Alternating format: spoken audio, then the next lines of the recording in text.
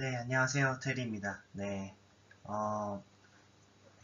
야밤이고요. 네, 야밤에 공부하기 싫어서 하고 있는 거고, 어, 늘 바쁩니다. 늘 바쁘지만 이렇게 영상을 찍는 이유는 요즘 들어서 이거 영상 보는 사람들이 많이 늘어났다고 그러더라고요. 그래서 약간씩 책임감 같은 걸 느끼고 있습니다. 뭔가 사실 뭐 많은 분들이 뭐 영어로 된 좋은 영상들도 많고 그렇잖아요.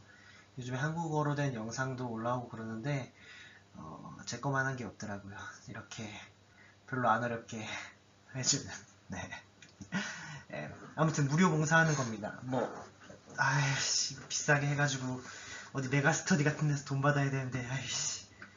네, 아무튼 그렇습니다. 그러니까 뭐 댓글이라도 하나씩 남겨주세요. 잘 보고 있다고. 네. 오늘 할 내용은 클래시피케이션을 위한 크로스 엔트로피입니다. 그래서 지난번에 엔트로피에 대해서 얘기를 했는데 사실은 뭐 엔트로피 자체에 관심 있다기보다는 저희가 그거를 설명하기 위해서였죠. 왜 우리가 클래시피케이션을 할 때 크로스 엔트로피를 미니마이제이션 하느냐, 뭐 거기에 대해서 좀 설명을 드리고 싶어서 이 주제를 잡았습니다. 지난번에 했던 건데요. 엔트로피라는 거는 y 로그 yi 분의 1 이렇게 표현할 수 있다고 했습니다. y가 지금 그 distribution, 그러니까 probability distribution, probability고요. 그러니까 이제 무슨 얘기냐면은 이게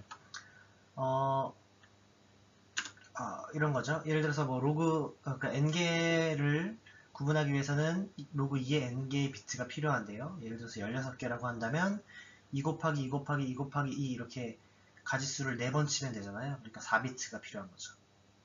그런데 이제 그냥 동등하면 이렇게 표현하면 되는데 만약에 이제 각각마다 확률이 다르면 어떻게 할 거냐에 대해서 좀 더 빈번하게 일어나는 것들에 대해서 비트 수를 좀 줄이고 그 다음에 좀 드문드문 일어나는 거에 대해서 비트 수를 좀 뭐 늘려도 되게끔 해서 약간 다르게 압축을 하자는 거죠. 이렇게 압축을 하면은 확률에 따른 함수가 되고요. 그래서 최적의 엔코딩을 하면은 바로 왼쪽과 같은 식이 나온다고 했습니다. 어떤 분께서 댓글로 이게 뭐 앞에 확률이 곱해지는 걸 알겠는데 지금 로그 yy분의 1 이게 로그 왜 yi분의 1이냐 여기에 대해서 질문을 주셨는데요.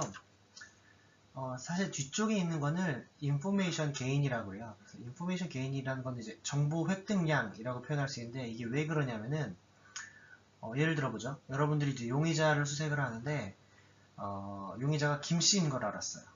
김씨 되게 많죠. 반면에 용의자가 엄씨인 걸 알았어요. 엄씨는 굉장히 드물잖아요. 어떤 게 더 정보가 많은가요? 여러분이 어떤 정보를 어디에서 더 정보를 많이 얻으셨어요? 뒤쪽이죠. 엄씨를 얻었을 때.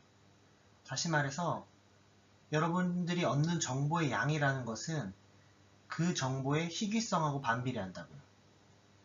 희귀성에 비례하는 거죠. 그렇죠? 확률에 반비례하고요. 그러니까 김이라는 거는 김의 확률이 너무 크기 때문에 실제로 내가 얻는 정보의 양은 적어요.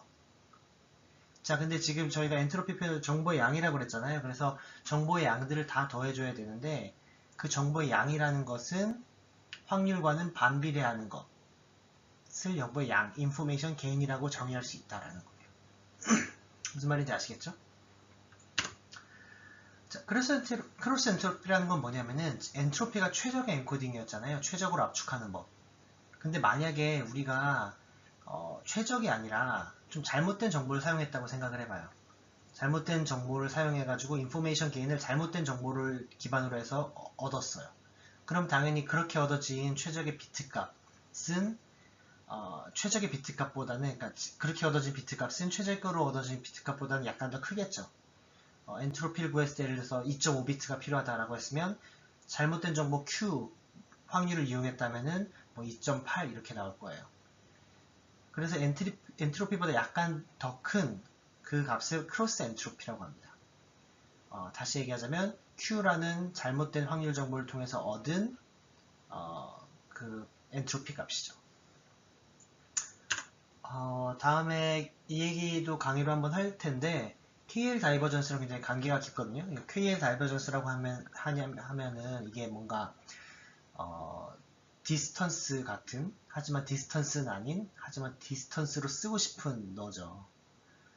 뭔 말이냐면은 이런 확률 문제에서 A 확률 분포와 B 확률 분포의 거리를 잰다라고 했을 때 이 KL 다이버전스를 많이 써요.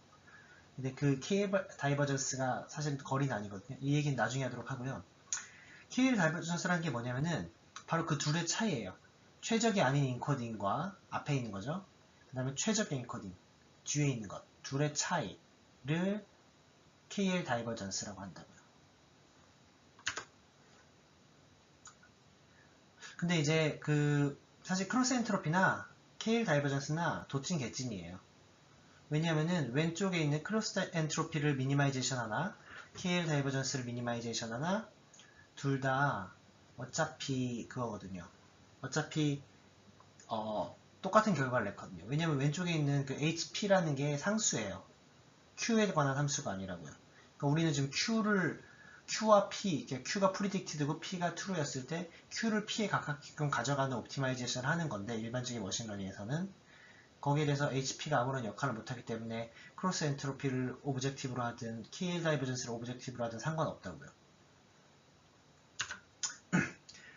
좀 더 이제 뉴럴넷에 가까운 이제 예제를 들자면요. 뭐 여기에는 뭐 뉴럴넷을 모르시는 분들은 잘 이해를 못 하실 수도 있겠지만, 제 강의가 원래 뭐 앞뒤가 없는 강의지 않습니까? 나중에 뉴럴넷을 하긴 할 텐데, 그걸 하면은 너무나 이제 롱코스가 돼서 다른 주제를 못 건드릴까봐 좀 밀어두고 있어요. 아무튼 다음에 쭉 딥러닝에 대해서 쭉 갈 테니까 계속 지켜봐 주세요. 아무튼.